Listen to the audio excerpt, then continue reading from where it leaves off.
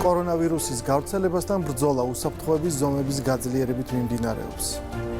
საჰაერო სივრცე დაიხურა. ქვეყანაში ყველა შემოსული კი სავალდებულო კარანტინს გაივლის. მიღებული იქნა გადაწყვეტილება, რომ ხვალიდან სრულად წყდება საჰაერო მიმოსვლა. საპატრიარქოში წმინდა სინოდის სხდომა დასრულდა.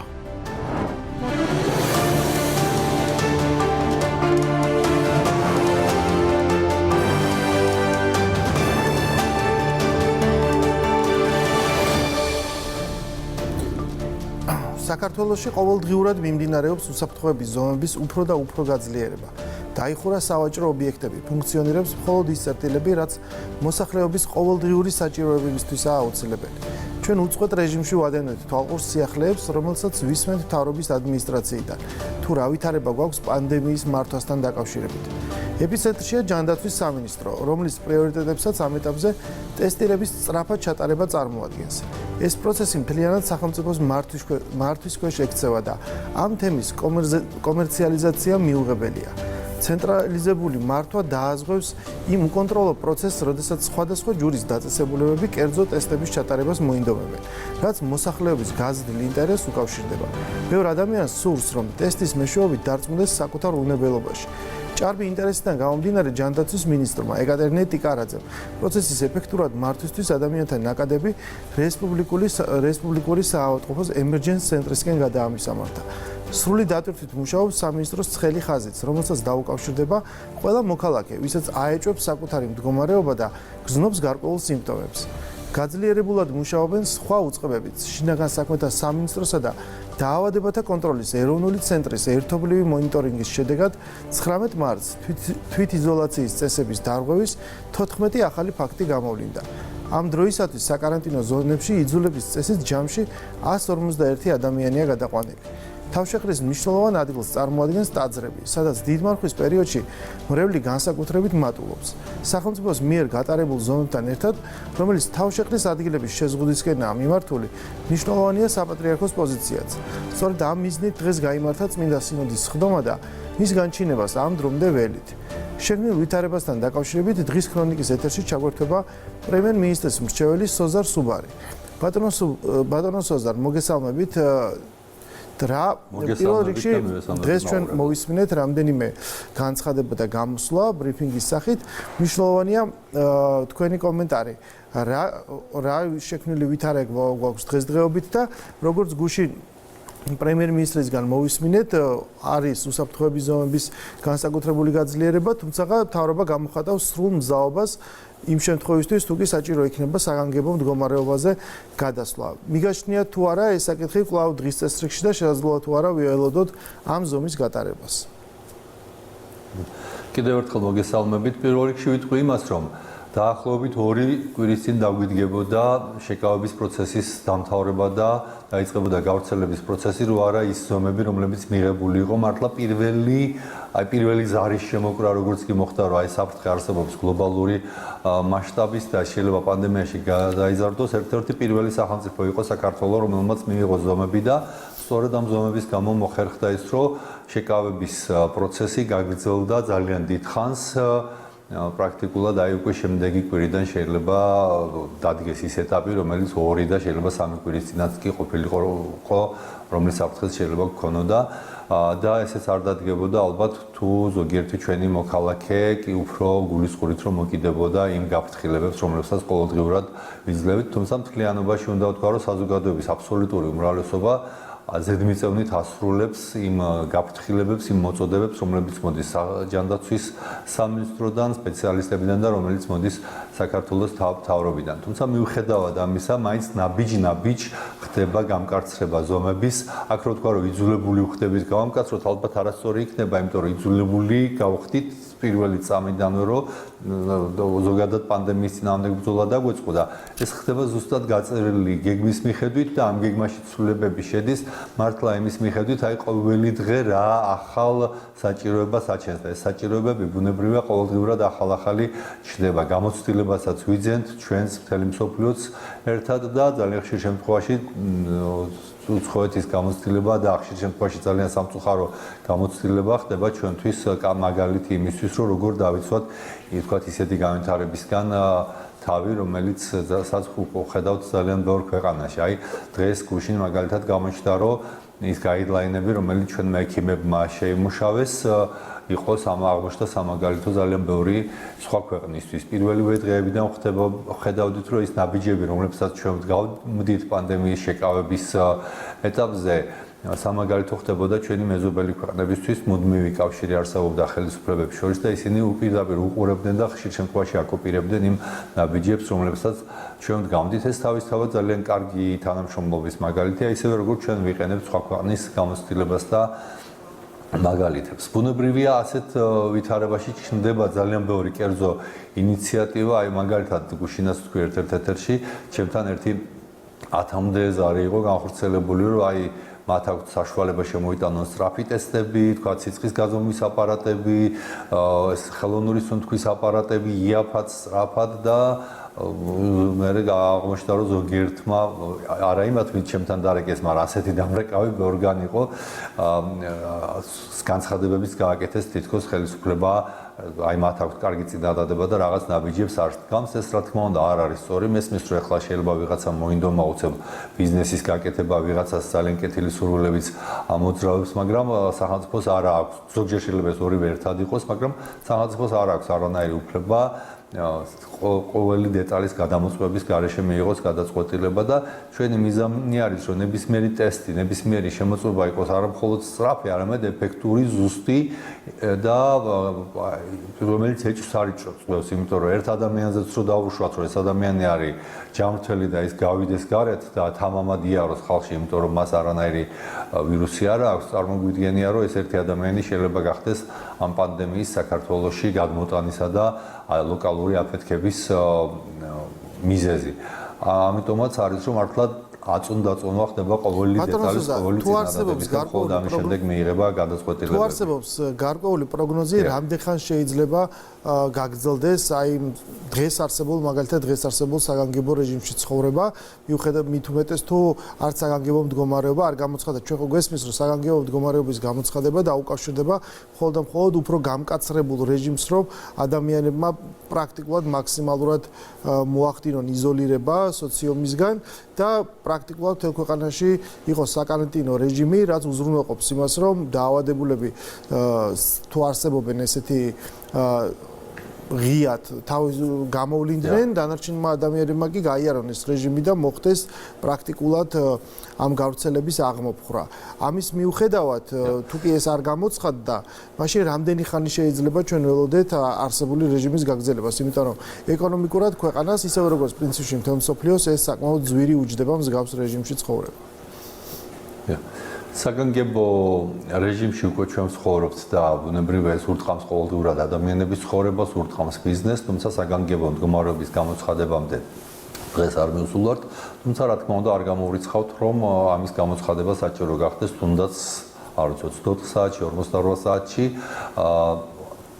ოღონდ ჩვენი მიზანი არის, რომ ეს საგანგებო მდგომარეობის გამოცხადება, როცა გახდება აუცილებელი, ის არ იყოს ხანგრძლივი, სწორედ ამიტომაც გავწელეთ ეს შეკავების ეტაპი მანამ სანამ ამის შესაძლებლობა ბუნება გვაძლევდა ამის შესაძლებლობას და ადამიანური შესაძლებლობები გვაძლევდა ამის შესაძლებლობას და რა თქმა უნდა თუ კი გამოცხადდება თუ როდესაც გამოცხადდება საგანგებო მდგომარეობა ეს იქნება შეეხება მინიმალურ უფლებების შეზღუდვას და ეს არის მხოლოდ ის აუცილებელი უფლებები, რომლებიც ყველაზე მეტად უწყობს ხელს პანდემიის გავრცელებას, თქვათ გადაადგილების თავისუფლებას, ზოგჯერ შეიძლება საკუთრების უფლებასთან მოგვიწვიოს შეხება და მინიმალური ჩამონათვალი ისევ გავემეორებ და მეცდებით რომ ეს გაგრძელდეს მხოლოდ იმდენ ხანს, რაც ყველაზე მეტად არის აუცილებელი მდგომარეობის ჩასაქრობად. ვფიქრობთ, რომ აქედან ჩვენ ძალიან მალე გამოვალთ. არ უნდა დაგვაუწყდეს ამავდროულად, რომ ჩვენ ვართ საკონსტიტუციო პროცესში, რომელსაც ასევე სჭირდება ხელფეხის გახსნა და საგანგებო მდგომარეობა ამას გარკვეულწილად ჩარჩოში. ესეც არავითარ შემთხვევაში არ უნდა შეექმნა საფრთხე და ბარემ დავამთავრებ თქვენი კითხვის მეორე ნაწილს ეკონომიკას რაც შეეხება, ბუნებრივია ეკონომიკაზე ეს ძალიან ძლიერად მოქმედებს, თუმცა ეს ამ შემთხვევაში მთელი მსოფლიო არის ერთგვარი რეცესიის ზღვარზე, რეცესიის პირობებში გადავა სავარაუდოდ ეკონომიკები და ჩვენ ყველაფერს ვაკეთებთ, რომ ჩვენს ეკონომიკას ეს არ დაემუქროს. ამისთვის შეუზღუდავად ხორციელდება ინფრასტრუქტურული პროექტები, რომლებიც დაწყებულია სახელმწიფოს მხრიდან თუ კერძო ბიზნესის მხრიდან. ვცდილობთ, რომ რაც შეიძლება ნაკლებად შეეხოს ეს ისეთ ბიზნესებს, რომლებსაც არ ჭირდება დახურული სივრცე, როგორც არის თქვა, მშენებლობა, სოფლის მეურნეობა და თქვა გადაწყვეტილებებში, რომლებიც მიღებული იყო აფთიაქებთან, სასურსათო მაღაზიებთან ერთად მუშაობას აგრძელებენ თქვა ისეთი სავაჭრო ობიექტები, სადაც იყიდება სასოფლო-სამეურნეო, სოფლის მეურნეობისთვის საჭირო პროდუქცია, როგორც არის თქვა, შხამქიმიკატების სასუქები და ასე შემდეგ, რომ სოფლის მეურნეობის სამუშაოები წავიდეს დაუბრკოლებლად. ბატონო სოზარ, საკონსტიტუციო პროცესთან ერთად არის კიდევ მნიშვნელოვანი ფაქტორი. ამ წუთას ქვეყანაში არის დიდმარხვა, დაახლოებით 3 კვირის შემდეგ დაიწყება ვნების შვიდეული და ჩვენ ეხლაც ველოდებით სინოდის სხდომის განჩინებას. თუ რას იტყვიან ისინი ამასთან დაკავშირებით, იმიტომ რომ დამეთანხმებით ალბათ რომ რეალობიდან გამომდინარე თუ თვალს გაუსწორებთ, თუ კი ეს პერიოდი გნებავთ საგანგებო რეჟიმი, გნებავთ იზოლაციის უფრო გამკაცრებული წესები, ისეთნაირად ამოქმედება, რომ ეს მოიცავს აღდგომის დღეებსაც, ძალიან გართულდება მისი მართვა. ამიტომ შესაძლოა ვინაიდან დაახლოებით 3 კვირა არის ამ პერიოდამდე, რომ ვთქვათ, უკეთესი იყოს, რომ ეს სწრაფად გამოცხადდეს. ეს ერთი, თუმცა არ ვიცით ჩვენ რა გადაწყვეტილებას მიიღებს საპატრიარქო. უბრალოდ მინდა გკითხოთ, რომ დღევანდელი სინოდის სხდომამდე საპატრიარქოს მის წარმომადგენლებს ჰქონდათ თუ არა, თუ გაქვთ ინფორმაცია, კონტაქტი გნებავთ მთავრობის წარმომადგენლებთან ან ჯანდაცვის სისტემის წარმომადგენლებთან, რათა მათ მეტი ინფორმაცია მიეღოთ მოსალოდნელ რისკებთან დაკავშირებით და გაეთვალისწინებინათ ეს დღევანდელი სხდომისას. საპატრიარქოს სრულად აქვს გაცნობიერებული რა ვითარებაში ვიმყოფებით, რა საფრთხეები დგას და რა საფრთხეები დგას ჩვენი ქვეყნისთვის, მისი მოსახლეობისთვის. შესაბამისად, დარწმუნებული ვარ, რომ მათი სინოდის გადაწყვეტილება ასახავს სწორედ ამ საფრთხეებს და იქნება ადეკვატური პასუხი ამ საფრთხეებზე, ისე რომ ამავდროულად არ დაზიანდეს რწმენის თავისუფლება და არ დაზიანდეს არ შეექმნა საფრთხე მორწმუნე ადამიანის სურვილს, რომ მართლა უდიდეს დღესასწაულებზე დაესწროს წირვალოცვას და ამ უდიდესი საიდუმლო რაც არის აღდგომის საიდუმლოში მონაწილეობის მიღება შეძლოს. ამ ურთიერთობა ყოველდღიურად არის და არაერთხელ გამოჩნდა სასულიერო პირების განცხადებებში, რომლებსაც ისინი არაერთხელ აკეთებენ საჯაროდ სხვადასხვა ტელევიზიების ეთერში, რომ ეს ურთიერთობა არის და ისინი ისევე ფიქრობენ, როგორც თქვა, ხელისუფლების წარმომადგენელი თუ ნებისმიერი ჩვენი მოქალაქე. რა მოლოდინი გაქვთ დღევანდელ გადაწყვეტილებასთან დაკავშირებით, რეალურად შესაძლებელია თუ არა, ხსმენია თუ არა ესეთი პრეცედენტი, მით უმეტეს რომ განსხვავებულ ეკლესიებში სხვადასხვა პრაქტიკა არის, რომ ვინაიდან ეს დიდმარხვა არის, რაღაცა ერთგვარი ეკლესიურადაც კი გარკვეულად განსაკუთრებული რეჟიმი დაწესდეს სახელმწიფოს გადაწყვეტილებასთან სინქრონში, სწორედ იმისათვის, რომ აღდგომის დღეების დადგომასთან ერთად აღარ იყოს საჭირო ამ გაძლიერებული ზომების მიღება, ანუ რამდენადაც ცნობილია სამკვირიანი პერიოდი შეიძლება იყოს საკმარისი იმისათვის, რომ მთლიანად მოხდეს ყოველგვარი კერის, ესე ვთქვათ, ლოკალიზება, გამოვლინდეს ყველა ის ადამიანი, მით უმეტეს იმ პირობებში, როდესაც საზღვრები დაიკეტა, საჰაერო სივრცე დაიკეტა და პრაქტიკულად შესაძლებელია, რომ თუ კი ვინმე არის ამ ვირუსის მატარებელი, მისი იდენტიფიცირება მოხდეს. ხომ არ გაქვთ მოლოდინი, რა შეიძლება იყოს გადაწყვეტილება და თქვენი აზრით რა იქნება სწორი გადაწყვეტილება? წმინდა სინოდი რა გადაწყვეტილებას მიიღებს ამაზე ხა წინასწარ ნამდვილად ვერ დავიწყებ განცხადებების გაკეთებას, დაველოდოთ ვნახოთ და არც იმაზე დავიწყებ ახლა ლაპარაკს რა იქნებოდა სწორი გადაწყვეტილება, იმიტომ რომ არ დარჩა ბევრი დრო ამ გადაწყვეტილების გამოცხადებამდე. სხვადასხვა ეკლესიამ, როგორც სხვადასხვა მართლმადიდებელმა ეკლესიამ, ისე ვთქვათ, კათოლიკურმა ეკლესიამ, სხვადასხვა ეკლესიებმა მიიღეს სხვადასხვა ტიპის გადაწყვეტილებები, ოღონდ ყველა ეს გადაწყვეტილება არის მიმართული იქითკენ, რომ რაც შეიძლება ხელი შეეშალოს ვირუსის გავრცელებას და პანდემიის გავრცელებას. დარწმუნებული ვარ, რომ ჩვენ ეკლესიის გადაწყვეტილებაც აქეთკენ იქნება მიმართული. რაც შეეხება თქვენს მეორე ნაწილს თქვენი ნათქვამის, რომ 2-3 კვირა იქნება თუ არა საკმარისი. ვფიქრობ 2-3 კვირა შეიძლება იყოს საკმარისი იმისთვის, რომ ეს ყველაზე დიდი საფრთხე, რომელიც არის ის პერიოდი გადავიტანოთ, მაგრამ თვითონ პანდემიის დამარცხება, რა თქმა უნდა, 2-3 კვირაში ვერ მოხერხდება. მსოფლიოს ლიდერები, მსოფლიოს წამყვანი თქვათ სპეციალისტები, ისევე როგორც ჯანდაცვის მსოფლიო ორგანიზაცია აცხადებენ სხვადასხვა ვადას, ზოგი ამბობს აპრილი-მაისი, ზოგი უფრო თქვათ ივლის-აგვისტოზე გადადის და იყო გარკვეული განცხადებები, რომელიც შემოდგომაზეც გადადის, თუმცა მაინც ვფიქრობ, რომ მარტი-აპრილი არის ყველაზე სახიფათო პერიოდი ჩვენთვის და აპრილის გადავლის შემდეგ ერთგვარად პანდემიის საფრთხემაც უნდა იკლოს. ყოველ შემთხვევაში ჩვენს მიერ მიღებული ზომები ამის იმედს გვაძლევს, მაგრამ იმის გამო, რომ ჯერ ბოლომდე შესწავლილი არ არის ვირუსის ბუნება, იმის გამო, რომ ბოლომდე ჯერ წამალი არ არის გამოგონებული, რომელიც იქნებოდა ეფექტური და უშუალოდ ამ დაავადებაზე მიმართული, ახლა ასეთი ვარაუდების გამოთქმისგან ძალიან თავის შევიკავით, მეტად მე არა ვარ დარგის სპეციალისტი. ფაქტია, ვისმენთ მსოფლიო ლიდერების განცხადებებს, ვთქვათ, კანცლერი გერმანიის ამბობს, რომ დაახლოებით 70% დაავადდება, ინგლისში 80%-ზე იყო ლაპარაკი არის ძალიან დიდ ციფრზე, რომელიც შეიძლება გარდაიცვალოს და ყოველდღე ხედავთ ამის ფაქტებს ძალიან განვითარებული ჯანდაცვის სისტემის მქონე ქვეყნებშიც ეს ფაქტები მეტყველებს, რომ ის ვარაუდები, რომლებსაც ამბობენ, შეიძლება კი ცოტა ალარმიზება ხდება შეგნებულად განგაშის დონის აწევა ხდება, რომ მოსახლეობა მიგვიზნოს საფრთხის სერიოზულობა, მაგრამ თლა ძალიან შორს რეალობისგან არ არის, ამიტომაც გვართებს სიფრთხილე და ამიტომაც თავარი მოწოდება დარჩის სახლში არის დღეს ყველაზე მნიშვნელოვანი და ეფექტური. დიდი მადლობა. პარები ვისარგებლებ თქვენი ეთერით და მადლობას ვეთქვი ყველა იმ ექიმს, ყველა იმ პოლიციელს, ყველა იმ საჩილახსვლების მუშაკს, მესაზღვრეს, მებაჟეს, რომლებიც მართლა აი დღე-დაღამე ფეხსეთ განან და